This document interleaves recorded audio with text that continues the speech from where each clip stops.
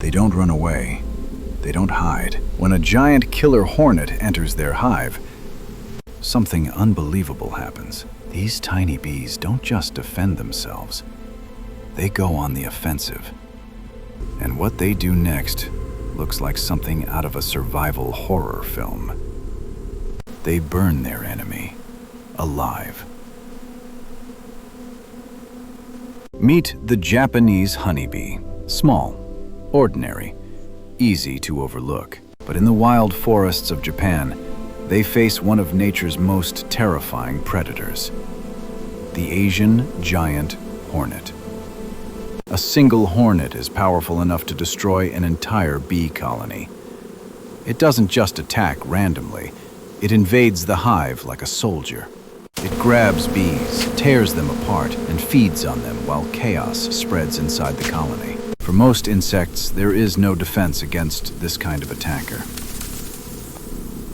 But the Japanese honeybee has evolved something shocking. Not a stronger sting, not thicker armor, not poison, but something far more intelligent. The moment a hornet enters the hive, the response begins instantly. Bees detect the intruder and send a silent signal. Within seconds, dozens of bees rush toward the hornet, then hundreds. They don't scatter, they don't panic.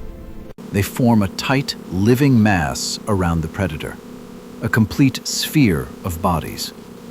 The hornet is trapped inside. This is called a bee ball. At first, it may seem like they are just stopping it from moving, but what happens next is even more incredible. The bees begin to vibrate their bodies rapidly, all at once. This movement generates heat, lots of it. The temperature inside the ball begins to rise, from normal levels to dangerous levels to deadly levels.